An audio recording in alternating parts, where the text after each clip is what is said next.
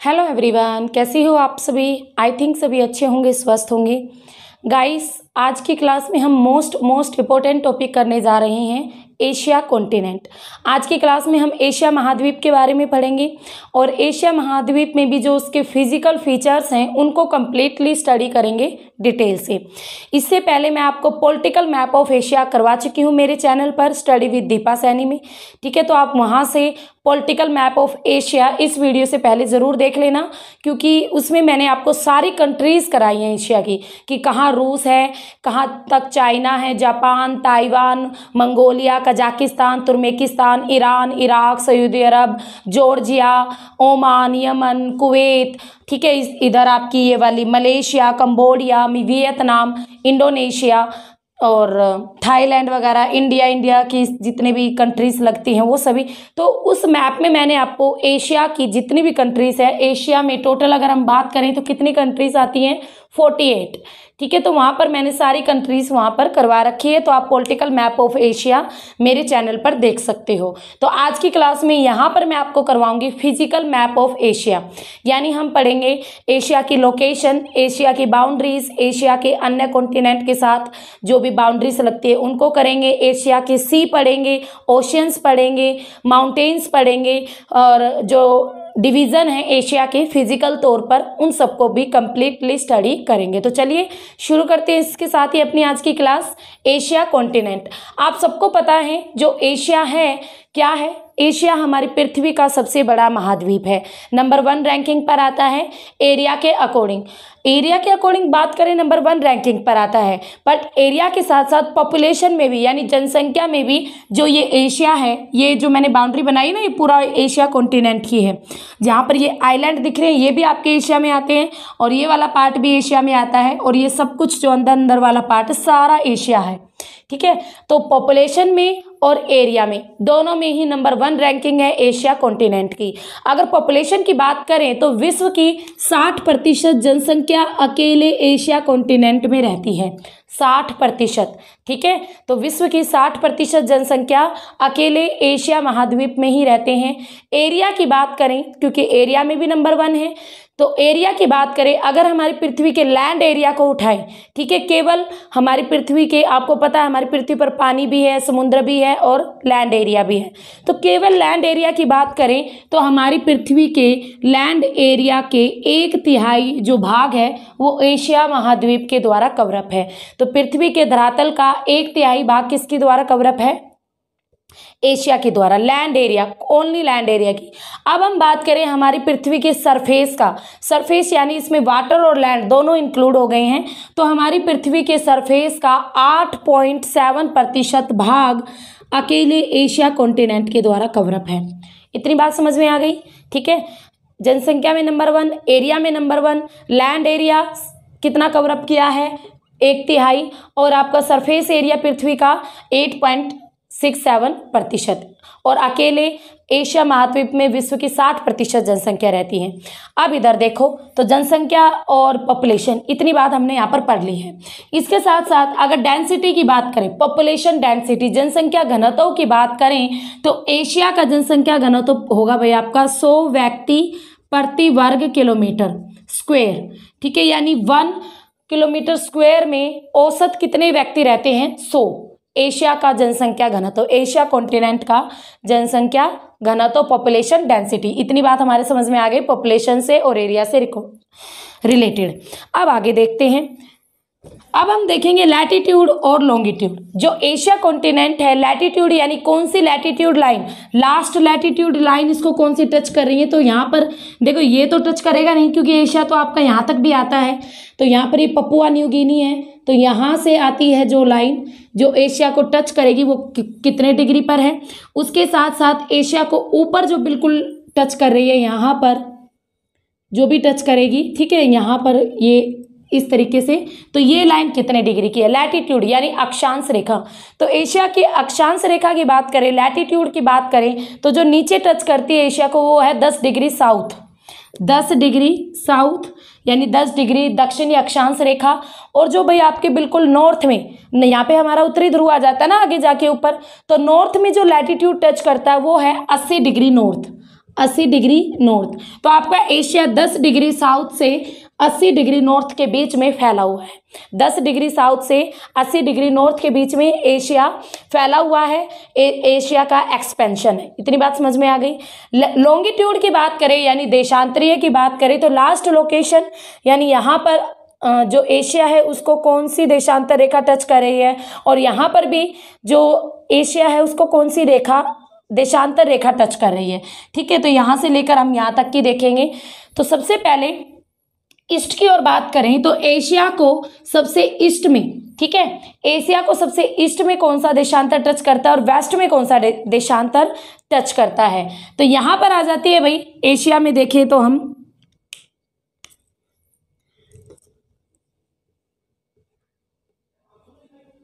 25 degree पूर्वी देशांतर रेखा। देखो यहाँ पे 25 डिग्री पूर्वी देशांतर क्यों आया, क्योंकि देखो यहाँ पर हमारा यूरोप है, ये एशिया है, ये यूरोप है, और यूरोप के लंदन में से ही यानी नियर अबाउट आपकी यहीं से ही गुजरती है हमारी 0 डिग्री देशांतर रेखा। ठीक है ना, जो हमारी पृथ्वी की जो देशांतर वाले पार्ट उसको 2 भागों में बांटती हैं। तो 0 डिग्री देशांतर रेखा आपके यूरोप के लंदन के ग्रीनविच शहर से टच करके जाती है। अब 0 डिग्री से यूरोप में पड़ती है 0 डिग्री, और यूरोप के साइड में आपका एशिया है। तो 0 डिग्री से ईस्ट वाला पार्ट हमारा ईस्ट कहलाएगा और 0 डिग्री से वेस्ट वाला पार्ट हमारा वेस्ट कहलाएगा। अब 0 डिग्री से ईस्ट की ओर पड़ता है एशिया। तो यहाँ पर जो लास्ट जो यहाँ पर जो लाइन टच करेगी यूरोप और एशिया के बीच में एशिया की लोकेशन को, तो वो होगी आपकी 25 डिग्री ईस्ट, और जो लास्ट लाइन यहाँ पर टच करेगी ये होगी आपकी 170 डिग्री वेस्ट। ठीक है, 170 डिग्री वेस्ट यानी पश्चिमी देशांतरीय रेखा, क्योंकि आपके ईस्ट तो कहाँ तक है 180 डिग्री तक है। ठीक है, उसके बाद आपके वेस्ट आ जाते हैं। तो यहाँ पर 170 डिग्री वेस्ट और यहाँ पर 25 डिग्री ईस्ट के बीच में फैला हुआ है हमारा एशिया कॉन्टिनेंट। अगर देशांतरीय विस्तार की बात करें तो इतनी बात समझ में आ गई। तो इसको पजल मत होना, ये आपकी 0 डिग्री से ईस्ट वाला पार्ट है, इसलिए यहाँ पर 25 डिग्री ईस्ट आया हुआ है। ठीक है, 25 डिग्री ईस्ट से 170 डिग्री वेस्ट के बीच में फैला हुआ है एशिया कॉन्टिनेंट। अब आगे देखते हैं। अब जो ये एशिया है, एशिया महाद्वीप है, बाउंड्रीज उठा लेते हैं इसकी। तो ये पूरा का पूरा आपका एशिया कॉन्टिनेंट है। एशिया की साइड में यहाँ पर पड़ता है यूरोप। अब एशिया और यूरोप के बीच में क्या क्या है, कौन कौन से फिजिकल फीचर्स है, कौन कौन सी कंट्रीज हैं। कंट्रीज तो नहीं देखेंगे, फिजिकल फीचर्स देखेंगे, बाउंड्रीज देखेंगे। तो यूरोप प्लस एशिया, सबसे पहले यहाँ पर आता है यूराल पर्वत। यूरोप प्लस एशिया, यूराल पर्वत, यहां से लेकर यहां तक फैला हुआ है यूराल पर्वत। कौन सा पर्वत, यूराल। ये आ गया भाई आपका यूराल पर्वत। ठीक है, उसके बाद ये जो है ये है आपका कैस्पियन सी यानी कैस्पियन सागर। ये भी यूरोप प्लस एशिया के बीच बाउंड्री का काम करता है। इसके बाद यहां पर आता है हमारा काकेसस पर्वत।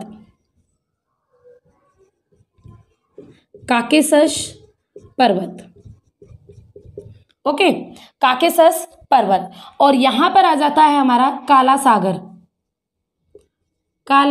सागर। यूराल पर्वत, कैस्पियन सागर, काकेसस पर्वत, काला सागर। इतनी बात समझ में आ गई। आपके यूरोप और एशिया के बीच में बात करें तो यूराल पर्वत, कैस्पियन सी, काकेसस पर्वत और आपका काला सागर, ये सारे के सारे क्या करते हैं, यूरोप प्लस एशिया के बीच बाउंड्री का काम करते हैं। चाहे नेचुरल लगा लो चाहे मैनमेड लगा लो। ठीक है, तो ये बाउंड्री का काम करते हैं यूरोप प्लस एशिया। पहले यूराल पर्वत, फिर आपका कैस्पियन सागर आता है बीच में, फिर काकेसस पर्वतमाला आ जाती है, साइड में हल्का सा टच करता है काला सागर भी। ठीक है, ब्लैक सी भी। तो ये सारे के सारे आते हैं यूरोप प्लस एशिया। अब हम बात करें यूरोप प्लस अफ्रीका। ये आता है भाई आपका अफ्रीका कॉन्टिनेंट। ये है हमारा अफ्रीका कॉन्टिनेंट, और ये जो बीच में दिख रहा है ये है आपका रेड सी यानी लाल सागर। और यहाँ पर एक प्रायद्वीप था जिसको काट कर नहर का निर्माण किया गया था, और वो प्रायद्वीप कौन सा है। ठीक है, इस प्रायद्वीप को काट कर नहर का निर्माण किया गया था, जिस नहर का नाम रखा गया सवेज नहर। ठीक है, ये प्रायद्वीप का क्या नाम था, सिनाई प्रायद्वीप। तो एशिया प्लस अफ्रीका, सवेज नहर, सिनाई प्रायद्वीप, लाल सागर। इतनी बात समझ में आई। लाल सागर पड़ेगा एशिया प्लस अफ्रीका के बीच में। उसके साथ साथ आपका भाई सिनाई प्रायद्वीप भी पड़ता है, इसका कुछ पार्ट अब भी है। स्वेज नहर भी पड़ती है। और इसके साथ साथ देखो मैंने यहाँ पर थोड़ी सी जगह छोड़ दी है, आई थिंक आपको विजिबल हो, ये वाली जगह मैंने छोड़ दी है। और ये क्या है, ये है आपकी gulf of Suez, gulf of Suez, ठीक है, गल्फ ऑफ स्वेज। तो यानी स्वेज की खाड़ी जो भी आप कह सकते हो, ये बिल्कुल इसके पास में ही है। तो स्वेज नहर, गल्फ ऑफ स्वेज, सिनाई प्रायद्वीप, लाल सागर, ये सारे के सारे बाउंड्रीज का काम करते हैं किसके और किसके बीच में, यूरोप और एशिया और अफ्रीका के बीच में। आपने पढ़ लिया यूरोप और एशिया, अफ्रीका और एशिया, कौन कौन सी चीजें आती हैं। अब आगे चलते हैं। अब हम यहाँ पर आते हैं, तो ये तो आता है हमारा रूस है। ऐसे तो ये कंट्री की बात करें रूस है, ये आपका पूरा का पूरा क्या है, एशिया है। और एशिया के साइड में यहाँ से जो आ जाता है वो क्या है भाई, यहाँ पर कौन सी कंट्री आती है, नॉर्थ अमेरिका। कौन सी आती है यहाँ पर, नॉर्थ अमेरिका। कुछ इस तरीके से नॉर्थ अमेरिका का अलास्का आता है यहाँ पर। कौन सी नॉर्थ अमेरिका का अलास्का, अलास्का पड़ता है ना यहाँ पर, अलास्का। तो अलास्का और आपका एशिया दोनों एक जल संधि के द्वारा जुड़े हुए हैं। जल संधि का क्या नाम है, बेरिंग। जल संधि का क्या नाम है, बेरिंग, बेरिंग जल संधि। और यहाँ पर बेरिंग नाम का एक सागर भी है, बेरिंग जल संधि कहो या बेरिंग नाम का सागर भी है यहाँ पर। ये रूस का है, रूस है, एशिया है, और ये नॉर्थ अमेरिका है। नॉर्थ अमेरिका का अलास्का और आपका एशिया का रूस। अब यहाँ पर एक आइलैंड भी पड़ता है, डायोमेड, डायोमेड आइलैंड,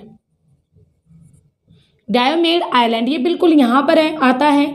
इस आइलैंड का जो वेस्ट वाला हिस्सा है, आइलैंड का वेस्ट वाला हिस्सा तो एशिया में आता है डायोमेड आइलैंड का, और ईस्ट वाला हिस्सा पड़ता है नॉर्थ अमेरिका में, ठीक है। तो ये डायोमेड आइलैंड भी बाउंड्री का काम करता है किसके और किसके बीच, एशिया प्लस उत्तरी अमेरिका के बीच। डायोमेड आइलैंड याद रखना, डायोमेड आइलैंड का वेस्ट वाला हिस्सा एशिया में आएगा और डायोमेड आइलैंड का ईस्ट वाला हिस्सा किस में आ जाएगा, नॉर्थ अमेरिका में आ जाएगा। क्लियर। तो हमने पढ़ लिया यूरोप प्लस एशिया के बीच क्या है, अफ्रीका प्लस एशिया के बीच क्या है, और एशिया प्लस नॉर्थ अमेरिका के बीच में क्या क्या चीजें आती हैं। अब नेक्स्ट पढ़ेंगे एशिया प्लस ओशेनिया। अब यह ओशेनिया मत पूछना, मैंने आपको पहले ही बताया था, मैंने पूरी वीडियो बना रखी है ओशेनिया पर। ऑस्ट्रेलिया प्लस न्यूजीलैंड प्लस उसके आसपास के जो आइलैंड है, ठीक है, और न्यूजीलैंड का भी वो न्यू कैलेडोनिया, इन सबको मिलाकर ओशेनिया कहा जाता है। क्या कहा जाता है, ओशेनिया, जो कि एक रीजन है, ठीक है। तो एशिया प्लस ओशेनिया, ओशेनिया बिल्कुल साउथ में पड़ता है एशिया के। तो ओशेनिया और एशिया के बीच में क्या क्या आता है बाउंड्री के तौर पर, तो एक तो आपको ये जो आइलैंड दिख रहा है यही आता है, पपुआ न्यू गिनी। क्या नाम है इसका, Papua New Guinea, Papua New Guinea, ठीक है। पपुआ न्यू गिनी आता है, ये आइलैंड आता है एशिया प्लस ओशेनिया के बीच में। पपुआ न्यू गिनी के साथ साथ इंडोनेशिया आइलैंड आ जाता है यहाँ पर। ये पूरा बड़ा जो ग्रुप ऑफ आइलैंड है वो है इंडोनेशिया आइलैंड। हमारी पृथ्वी के सबसे बड़े आइलैंड कंट्री की बात करें तो वो भी इंडोनेशिया है, ग्रुप ऑफ आइलैंड। तो ये भी आपका किस में आ जाता है, ये भी बाउंड्री का काम करता है एशिया प्लस ओशेनिया के बीच में। तो Asia plus Oceania, Papua New Guinea, क्योंकि आधा पपुआ न्यू गिनी एशिया में आता है, आधा पपुआ गिनी आपका ओशेनिया में आता है। और सेम इंडोनेशिया, इंडोनेशिया भी आपका बाउंड्री का काम करता है किसके और किसके बीच में, एशिया प्लस ओशेनिया के बीच में। तो ये तो हो गई बाउंड्रीज। यूरोप प्लस एशिया के बीच में क्या है, अफ्रीका प्लस एशिया के बीच में क्या है, आपके नॉर्थ अमेरिका प्लस एशिया के बीच में क्या है, और ओशेनिया प्लस एशिया के बीच में क्या है। आई थिंक आपको सारी चीजें क्लियर हो गई हैं। ओशन की बात करें तो आपको ये हम देख रहे हैं जितना भी हमारा एशिया है, मैंने लास्ट लाइन बताई थी 10 डिग्री साउथ यानी 10 डिग्री दक्षिणी अक्षांश रेखा, यानी मोस्टली जो आपका एशिया कॉन्टिनेंट है वो नॉर्थ वाले पार्ट में आ जाता है, यानी उत्तरी गोलार्ध में आ जाता है। किस में आ जाता है, उत्तरी गोलार्ध में। मैक्सिमम थोड़ा बहुत आता है दक्षिणी गोलार्ध में केवल 10 डिग्री, पर ज्यादा कर तो देखो 80 डिग्री नॉर्थ तक फैला हुआ है। ज्यादा पार्ट इसका किस में आता है, उत्तरी गोलार्ध में आता है। तो जो एशिया है, एशिया कॉन्टिनेंट के ईस्ट में पड़ता है यहाँ पर हमारा उत्तरी प्रशांत महासागर, उत्तरी प्रशांत महासागर यानी north Pacific ocean. North Pacific ocean पड़ता है बिल्कुल ईस्ट में। साउथ में पड़ता है आपका हिंद महासागर, जिसे इंडियन ओशियन भी कहते हैं, इंडियन ओशियन या हिंद महासागर। और जो आपका एशिया है, एशिया में अगर हम बात करें यहाँ पर तो आपका कोई भी ओशियन आएगा नहीं, यूरोप आ जाता है, नहीं इधर अफ्रीका आ जाता है, यहाँ पे कुछ सी आते हैं, वो मैं आपको अलग से पढ़ाऊंगी। ऊपर बात करें तो एशिया के नॉर्थ में यहाँ पर आप सबको पता है आर्कटिक महासागर, कौन सा महासागर पड़ेगा, आर्कटिक। तो एशिया के नॉर्थ में आर्कटिक, ईस्ट में नॉर्थ पैसिफिक ओशियन और साउथ में पड़ेगा इंडियन ओशियन। इतनी बातें समझ में आ गई। नेक्स्ट देखते हैं, सी की बात कर लेते हैं अब एशिया में। सी यानी सागर। तो एशिया में कौन कौन से सी है, तो बहुत सारे सी हैं, उन सबको पढ़ेंगे हम। तो जैसे कि मैंने आपको यहाँ कैस्पियन सागर पढ़ाया था, ये भी एक सी है, क्या है, सागर, कैस्पियन सागर, काला सागर, और यहाँ पर पड़ता है ये भूमध्य सागर, ये है मेडिटेरियन सी, भूमध्य सागर, यहाँ पर पड़ता है भूमध्य सागर, ठीक है, मेडिटेरियन सी बोलते हैं इंग्लिश में इसे, भूमध्य सागर। तो आपका एक हमने कैस्पियन सागर देखा, दूसरा काला सागर देखा, तीसरा भूमध्य सागर देखा। ये तीनों सागर वेस्ट में पड़ जाते हैं, एशिया के वेस्ट में पड़ जाते हैं तीनों के तीनों सागर। इसके साथ साथ यहाँ पर आ जाता है आपका लाल सागर, लाल सागर, ये भी मैंने आपको बता दिया, लाल सागर, ठीक है, भूमध्य सागर, लाल सागर, ठीक है। और यहाँ पर देखो गल्फ ऑफ सुएज आ रही थी, यहाँ पर आपकी एक और सुएज आती है, gulf of Aiden, gulf of Aiden, ठीक है, गल्फ ऑफ सुएज बिल्कुल सुएज नहर के पास में है। गल्फ ऑफ एडेन आपके लाल सागर और इस कोने के बीच में है। यहाँ पर हमारा कौन सा सागर है, यहाँ पर आता है हमारा अरब सागर। कौन सा सागर आता है, अरब सागर, अरब सागर, ठीक है, अरेबियन सागर भी कहते हैं, अरब सागर भी कहते हैं, गल्फ ऑफ एडेन, और ये है आपका लाल सागर और गल्फ ऑफ सुएज। इतनी बात समझ में आ गई। आगे देखते हैं, यहाँ पर आ जाओ, ये है हमारा चाइना। देखो मैंने आपको पॉलिटिकल मैप वाली वीडियो जरूर देखना, उसमें एक एक कंट्री बताई है। यहाँ पर ये आपकी चाइना कंट्री पड़ती है, कौन सी, चाइना। यहाँ पर चाइना आ जाते हैं, यहाँ पर आपके ये मलेशिया वगैरह आ जाती है, मलेशिया, कंबोडिया, वियतनाम, लाओस, ठीक है, ये सारी कंट्री आपकी, म्यांमार यहाँ पर आ जाती है इस वाले पार्ट में। तो ये चाइना है। चाइना की बात करें, चाइना के ईस्ट में पड़ता है यहाँ पर, ईस्ट मिटा देती हूँ एक बार,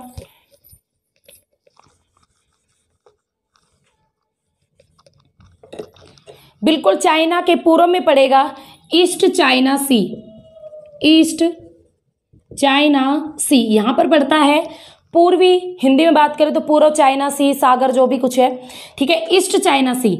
और चाइना के साउथ में यानी यहाँ पर पड़ता है साउथ चाइना सी, साउथ चाइना सी। ईस्ट पूर्व में बात करें तो ईस्ट चाइना सी, साउथ की बात करें तो साउथ चाइना सी। इतनी बात समझ में आ गई।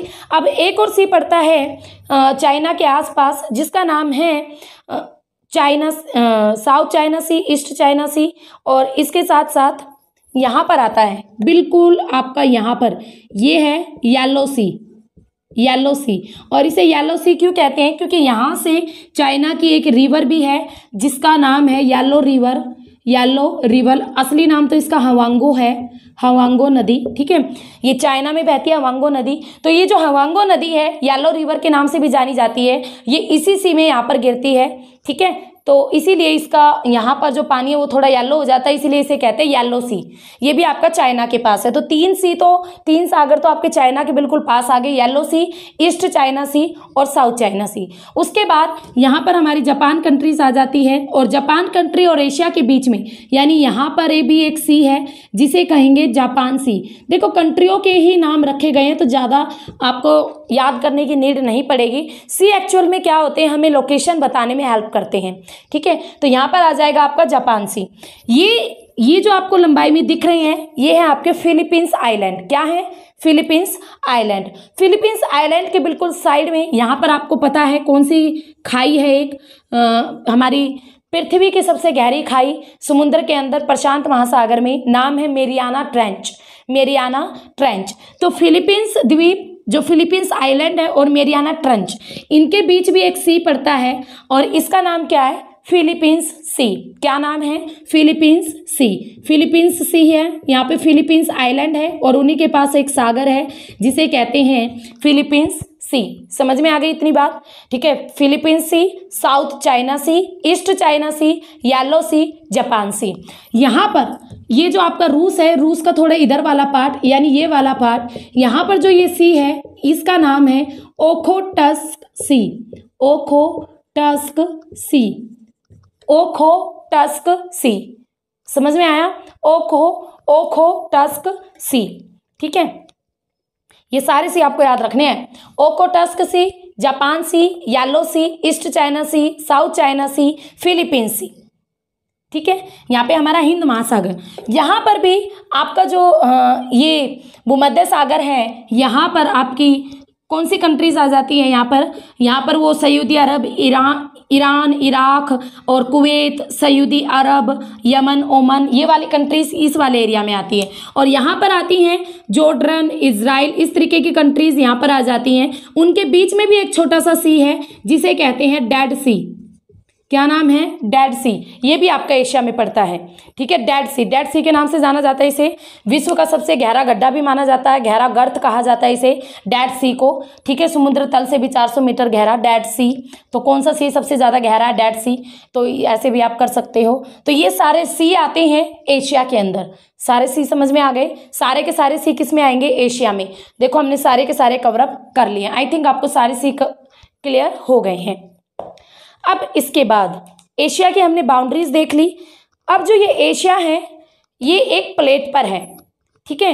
पूरा का पूरा जो एशिया है और यूरोप है, दोनों को मिलाकर एक प्लेट है, एक टेक्टोनिक प्लेट है। प्लेट का नाम है यूरेशिया। क्या नाम है? यूरेशिया। यानी जो एशिया है वो किसका पार्ट है? यूरेशिया का पार्ट है।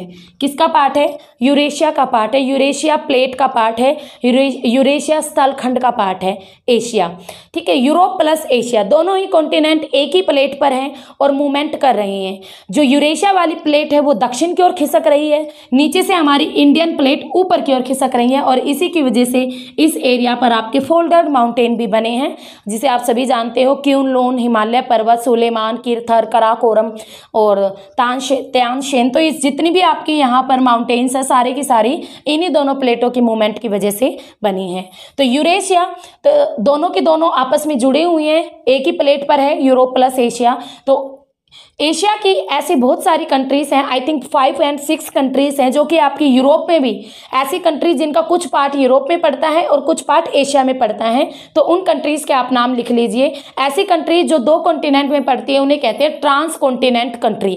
क्या कहते हैं? Trans continent country. तो एशिया की ऐसी 5-6 कंट्रियां हैं जो यूरोप में भी पड़ती हैं और एशिया में भी पड़ती हैं। तो चलिए देखते हैं कौन कौन सी हैं। एक तो आप सबको पता है रूस। ये तो मैं हद से ज़्यादा बार बता चुकी हूँ कि भाई रूस का आपका कुछ पार्ट यूरोप में भी आता है, कुछ आपका एशिया में भी आता है, ठीक है। तो नंबर 1 रूस।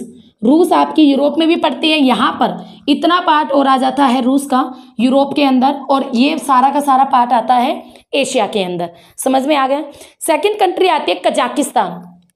कजाकिस्तान, अब ये जो कजाकिस्तान है, कजाकिस्तान एशिया में यहाँ पर पड़ता है ऐसे कजाकिस्तान। तो इतना पार्ट यूरोप में पड़ जाता है कजाकिस्तान का। तो सेकंड कंट्री इज कजाकिस्तान, जो कि यूरोप में पड़ती है और एशिया में भी आती है, ट्रांस कॉन्टिनेंट कंट्री है।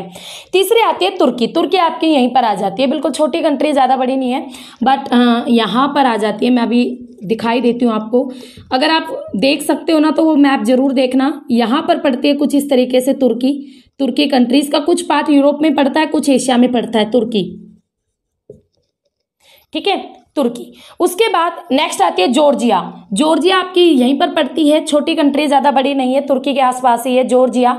और जॉर्जिया के पास ही एक कंट्री और है, ये तो जॉर्जिया हो गई, जॉर्जिया। और जॉर्जिया के पास एक और कंट्री आती है जिसका नाम है अजरबैजान। अजरबैजान, ये दोनों कंट्री भी आपकी किस में पड़ती हैं? दोनों के दोनों ट्रांस कॉन्टिनेंट कंट्री हैं, यानी यूरोप और एशिया दोनों में ही इनका कुछ कुछ पार्ट पड़ता है, ठीक है। तो ये आपकी 1 2 3 4 5, तो 5 ऐसी कंट्री हैं जो कि ट्रांस कॉन्टिनेंटल कंट्री है, एशिया और यूरोप में दोनों में ही ये कंट्रीज पड़ती है। तो हमारे लॉन्गिट्यूड हो गए, लैंगिट्यूड हो गई, एरिया हो गई, पॉपुलेशन हो गई, हमारी बाउंड्रीज हो गई, ट्रांस कॉन्टिनेंटल कंट्रीज हो गई, यूरेशिया हो गया, क्या होता है यूरेशिया, सी हो गई, जितने भी सी हैं, और ओशियंस हो गए, ठीक है।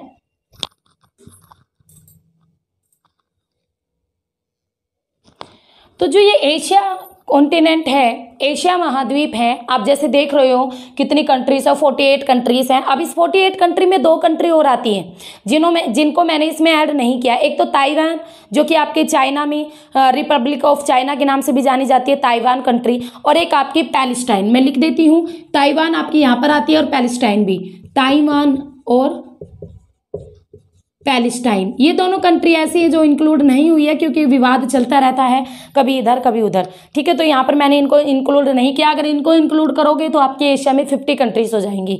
तो आप कहते हो ना कि कंट्रीज बढ़ती रहती है, कभी 192 हो गई, कभी 206 हो गई, कभी 200 प्लस हो गई, तो इस तरीके से घटती बढ़ती रहती हैं। अब जो एशिया है, इतनी सारी कंट्रीज है, इतना कुछ है एशिया के अंदर, इसीलिए इसको अलग अलग नामों से जाना जाता है।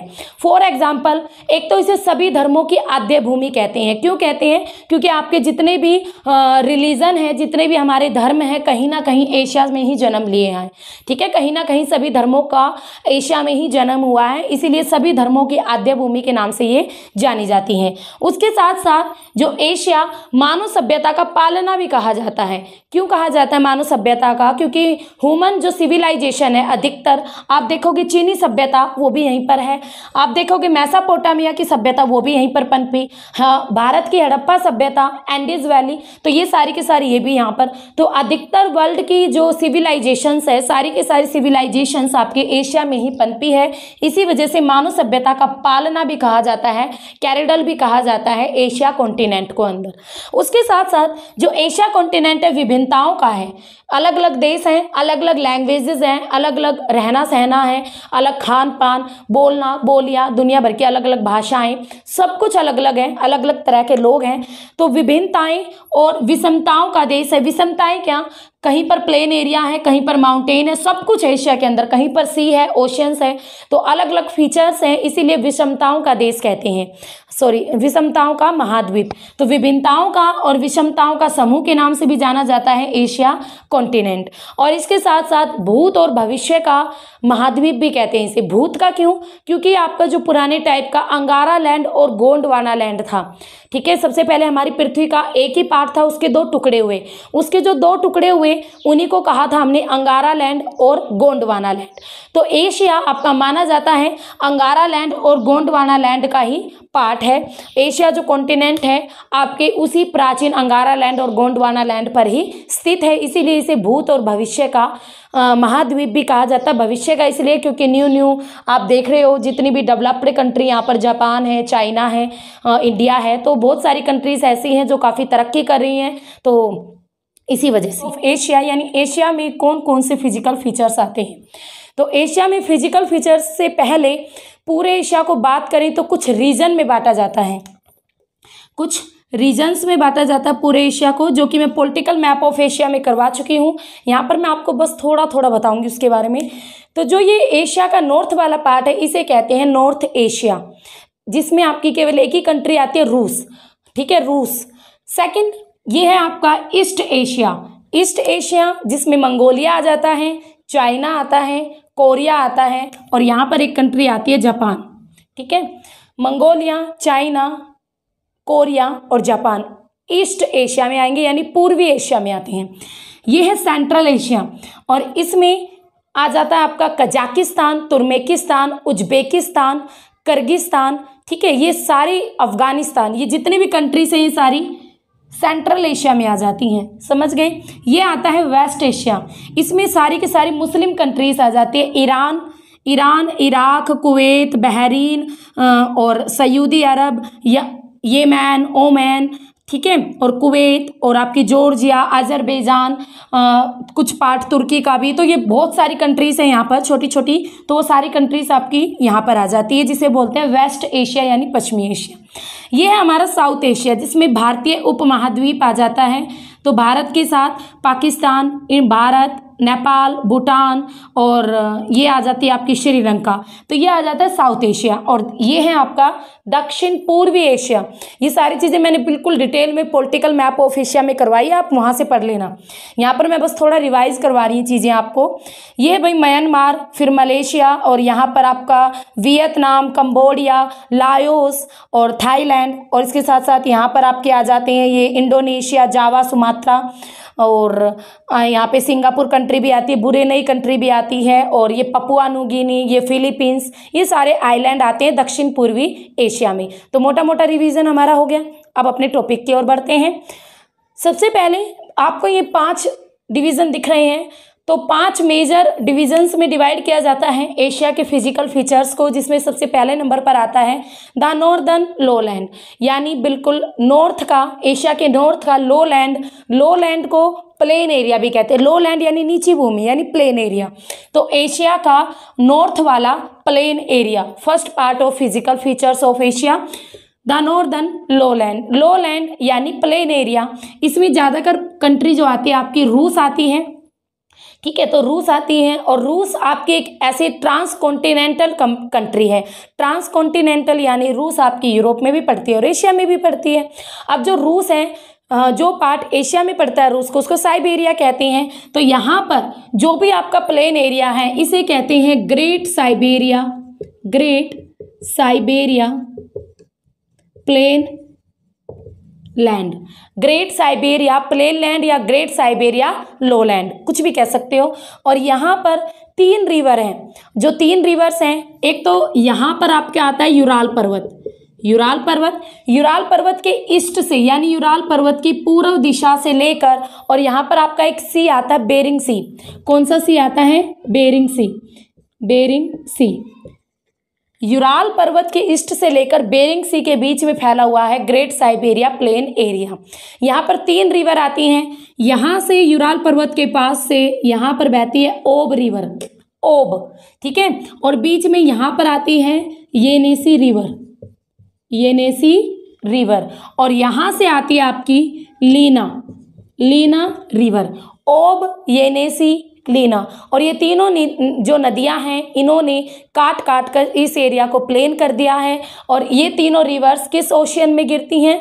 एशिया के नॉर्थ में कौन सा ओशियन है? आर्कटिक ओशियन है। तो आर्कटिक ओशियन में ये तीनों रिवर्स गिर जाती हैं, ठीक है। समझ में आ गया? तो यहाँ पर एक तो आपका ग्रेट साइबेरियन प्लेन एरिया आ गया, और दूसरा आता है भाई आपका तूरन, तूरन, तूरन प्लेन एरिया। ये आपका यहाँ पर पड़ता है, तूरन प्लेन एरिया, या आप ये कह सकते हो तूरन लोलैंड। ये तूरन, इसमें 2 कंट्रीज आती हैं, वही आपका प्लेन एरिया रहेगा। 2 कंट्रीज आएगी, एक आती है तुर्कमेनिस्तान। यहाँ पर देखो स्तान वाली कंट्री थी ना, एक आती है इसमें तुर्कमेनिस्तान। और तुर्कमेनिस्तान से ही ऐसे याद कर सकते हो, तैसे तुर्कमेनिस्तान और तैसे ही तूरन। तो तुर्कमेनिस्तान, तूरन और उज्बेकिस्तान, तो ये दोनों कंट्रीज आती हैं जिसमें ये तूरन प्लेन एरिया पड़ता है एशिया के अंदर। समझ में आ गया? तो एशिया के अंदर तूरन प्लेन एरिया, तो ये दोनों आएंगे आपके द नॉर्दर्न लोलैंड के अंदर, यानी प्लेन एरिया के अंदर। क्लियर? आगे चलते हैं। नेक्स्ट आता है the central mountain, the central mountain. तो सेंट्रल माउंटेन, इसमें आपको एक मोस्ट इंपोर्टेंट चीज पढ़नी है। यहां पर आती है पामीर कनोट, पामीर कनोट, जिसे हम हिंदी में कहते हैं पामीर की गांठ, ठीक है। पामीर की गांठ, इसे रूफ ऑफ वर्ल्ड भी कहते हैं, संसार की छत के नाम से भी जाना जाता है। ये एक प्लेट्यू है, एक पठार है, विश्व का सबसे ऊंचा पठार, highest plateau of the world, संसार का सबसे ऊंचा पठार है। इस पठार से 5 पर्वत श्रेणियां निकलती हैं। एक पाकिस्तान की तरफ निकलती है सुलेमान, सुलेमान, और दिस इज किरथर, सुलेमान, किरथर। और चाइना की तरफ जाती है कयून लून, कयून लून। और इधर इंडिया में एक तो यहाँ पर आती है कराकोरम, कराकोरम, और यहाँ से आ जाती है हमारी हिमालय। तो ये माना जाता है ये पांचों की पांचों जो माउंटेन्स रेंज है, ये सारे के सारे इनका उद्गम कहीं ना कहीं पामीर की गांठ से है। इसीलिए इसे पामीर की गांठ को रूफ ऑफ द वर्ल्ड भी कहते हैं। और ये पांचों पर्वत श्रेणी आपको याद रखनी पड़ेगी, जो कि निकलती है किससे? पामीर की कनौट से, पामीर की घाट से। विश्व का सबसे ऊंचा प्लेट्यू भी कहते हैं, विश्व का सबसे ऊंचा पठार भी है पामीर कनौट। इतनी बात समझ में आ गई। तो ये आपका आता है द सेंट्रल माउंटेन में। किसमें आता है? द सेंट्रल माउंटेन के अंदर। अब हिमालय पर्वत है जिसका पूरा डिटेल से देखो हम यहाँ पर नहीं पढ़ेंगे, क्योंकि हिमालय को हम किस में पढ़ेंगे? अपनी इंडियन ज्योग्राफी में करेंगे। पूरा ग्रेट हिमालय, मिडल हिमालय, लघु हिमालय, शिवालिक हिमालय, सब कुछ, और उसके हाईएस्ट पिक्स भी।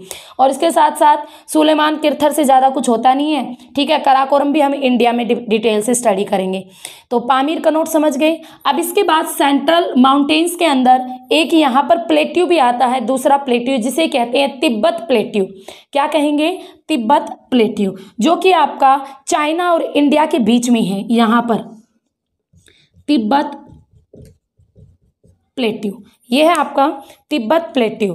जो ये तिब्बत प्लेट्यू है, ये संसार का सबसे विस्तृत प्लेट्यू है, यानी सबसे ज़्यादा एरिया कवरअप किया है इसने, बहुत ज़्यादा एरिया में फैला हुआ है। तो विश्व का सबसे विस्तृत पठार है ये तिब्बत का पठार, ठीक है, जो कि किस में आता है? द सेंट्रल माउंटेन्स वाले ही डिवीजन में ये आता है।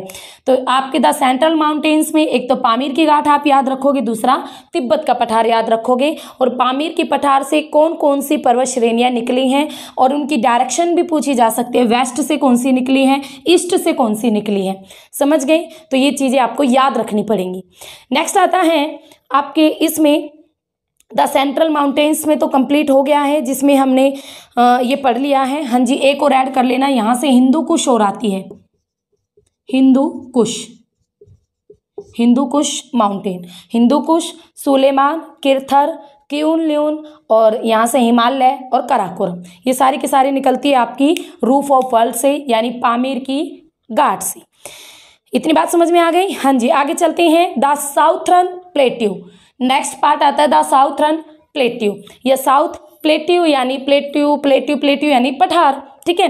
द साउथर्न प्लेट्यू, तो इसमें आपका एक तो ये आ जाता है अरब प्रायद्वीप, जिसे कहते हैं हम अरब प्रायद्वीप, यानी अरब पेनिनसुला, अरब, इसमें सारी की सारी अरब कंट्रीज आ जाती हैं, अरब प्रायद्वीप।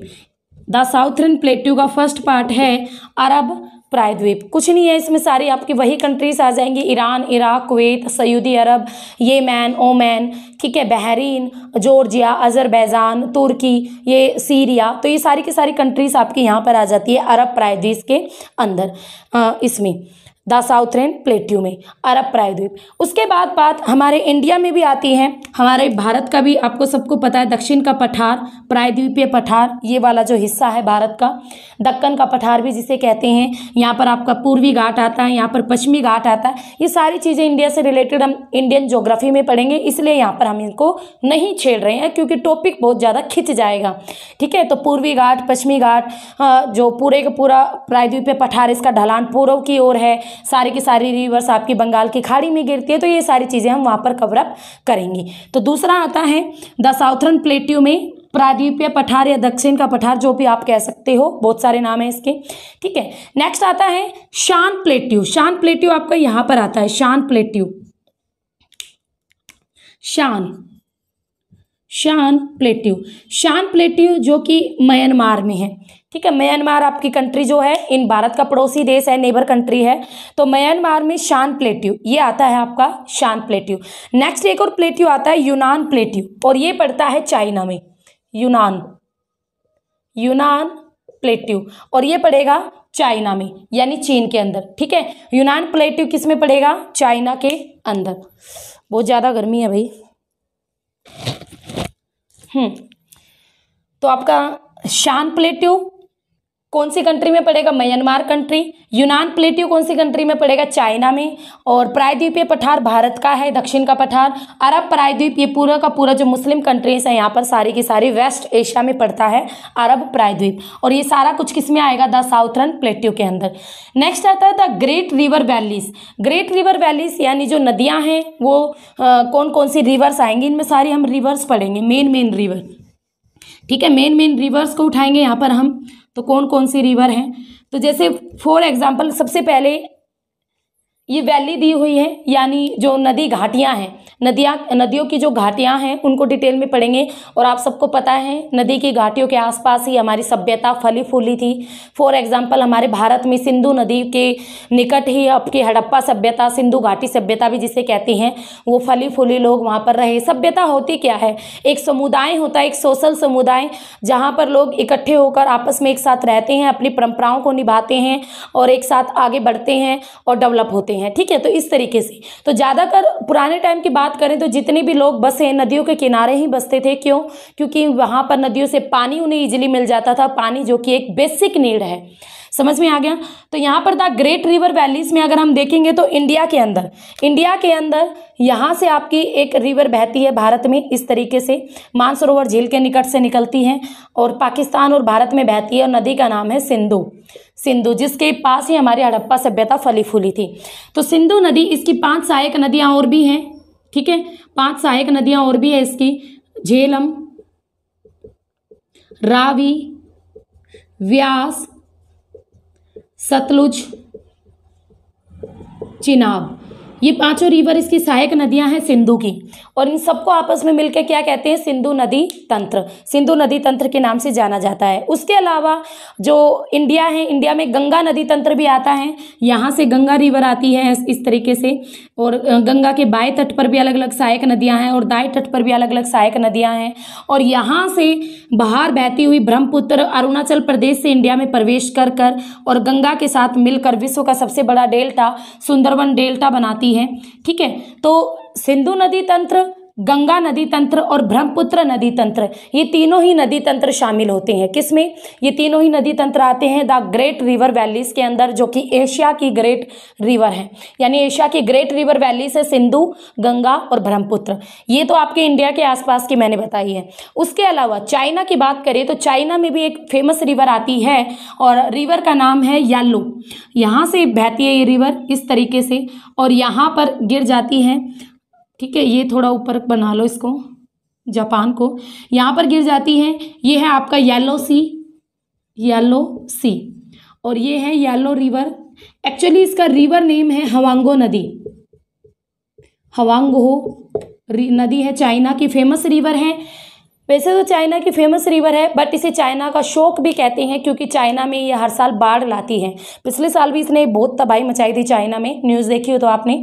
और इसके साथ साथ ये जो येलो रिवर है, इसे चीनी सभ्यता का पालना भी कहते हैं, क्रैडल ऑफ चाइनीज सिविलाइजेशन भी कहते हैं, क्योंकि चाइना की जो पुरानी सभ्यताएं हैं वो इसी नदी के किनारे पर बसी हुई थी। ठीक है, तो चाइना का शोक भी कहते हैं, चीनी सभ्यता का पालना भी कहलाते हैं, इसे पीली नदी भी कहते हैं, हुआंगो नदी भी कहते हैं। चाइना की दूसरी लंबी नदी है ये हुआंगो नदी। उसके साथ साथ एक फेमस रिवर और आती है चाइना में, रिवर का नाम है यांगसी नदी। यहां से इस तरीके से बहती है यांगसी नदी।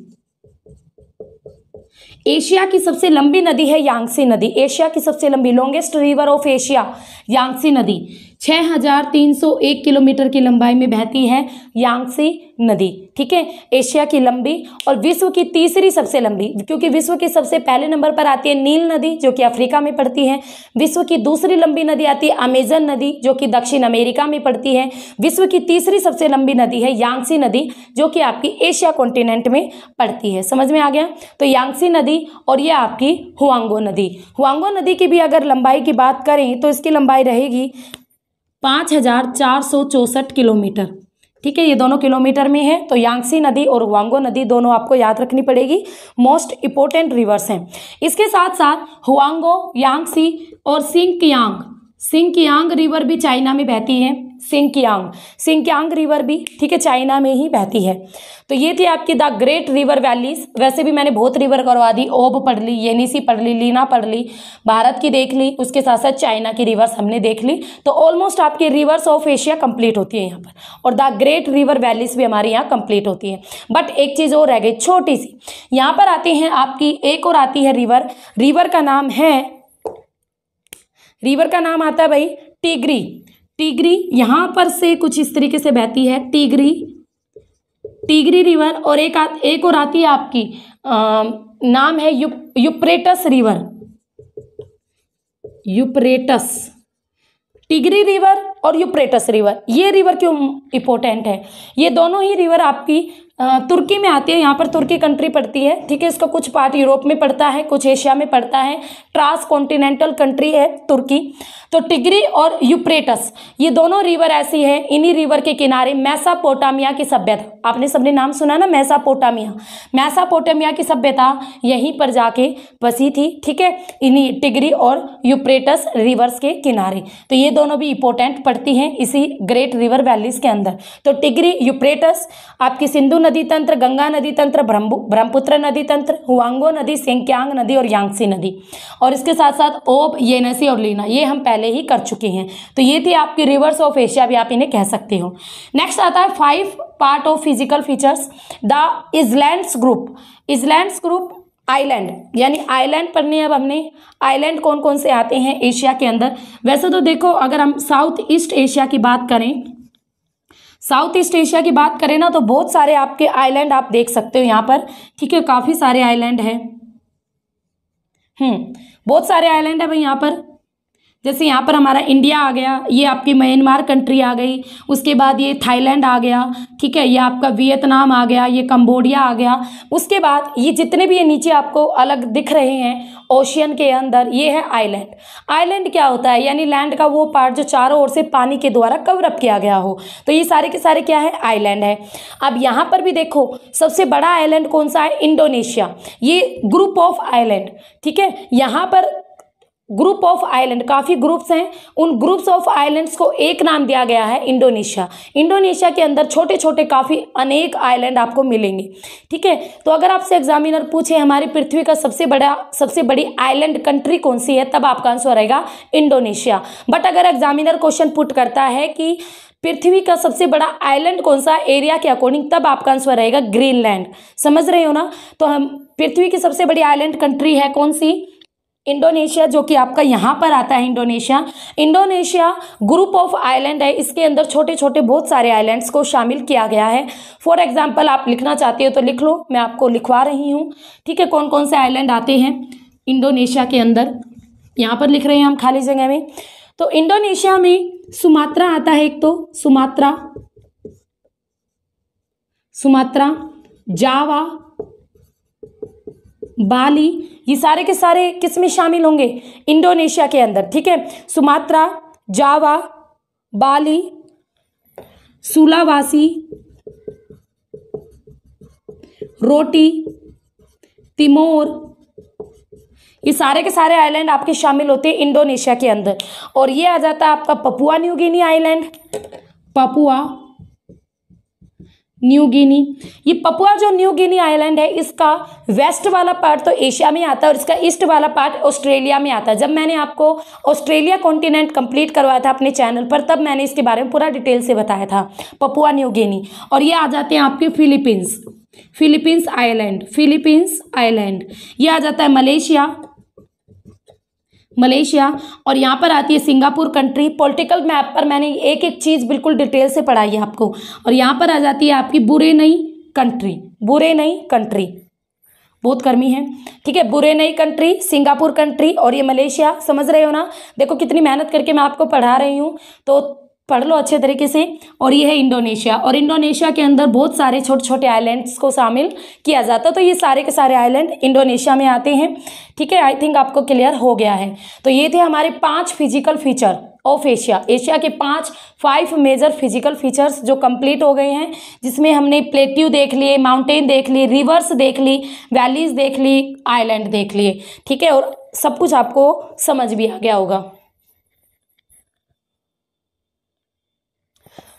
तो इतनी, इसके बाद अगर हम बात करें ना, एशिया में आपको और कुछ फिजिकल चीज़ें तो रहती नहीं है। बाकी अब इसकी बात जो रहता है, जैसे इस तरीके के क्वेश्चन आते हैं, जलयान निर्माता देश कौन सा है, जैसे जापान है, ठीक है, और चावल निर्माता कौन सा, गेहूं। तो ये क्वेश्चनिंग वाले चीज़ है कि सीधा क्वेश्चनिंग आती है इनसे। बट इसके बाद आपको एक छोटी सी चीज़ और बताती हूँ, जो एशिया है एशिया जो कॉन्टिनेंट है इसको अलग अलग नामों से जाना जाता है। जैसे इसे विषमताओं का देश भी कहते हैं, विभिन्नताओं का देश भी कहते हैं। क्यों? क्योंकि अलग अलग लैंग्वेज है, अलग अलग टाइप के लोग रह रहे हैं और बहुत ही वाइड है एरिया भी, और पॉपुलेशन भी बहुत ज़्यादा है। इसकी 60% जनसंख्या अकेले एशिया कॉन्टिनेंट में ही है। तो अलग अलग नामों से भी इसे जाना जाता है। और बहुत ही पुराना अगर हम बात करें तो एशिया कॉन्टिनेंट आपका अंगारा लैंड और गोंडवाना लैंड का ही पार्ट माना जाता है एशिया कॉन्टिनेंट। तो लगभग मैंने अपनी पूरी कोशिश की है कि एशिया कॉन्टिनेंट हमने कवर अप कर लिया है। फिर भी मैं आपको मैप पर जरूर दिखाऊंगी, एटलस मैप पर एक छोटी सी क्लिप बनाकर मैं ज़रूर डालूंगी अपने चैनल पर, जहां पर आपको एक एक चीज़, एक एक माउंटेन मैं आपको डिटेल से दिखा दूंगी। ज़्यादा लंबी नहीं होगी वीडियो, 10-15 मिनट की होगी, जिसमें पूरे एशिया के अंदर मैं आपको घुमा डालूंगी। ठीक है, बस घूमना आपके हाथ में है। तो फिर मिलेंगे, तब तक आप इन सारी चीज़ों को अच्छी तरीके से कवर अप कर लेना। अगर आपको वीडियोस अच्छी लग रही है तो एक लाइक शेयर तो बनता ही है ना। और मेरे चैनल को भी मत भूलना भाई, मेरे चैनल के साथ भी अपना सहयोग रखना। मेरे चैनल का नाम है स्टडी विद दीपा सैनी।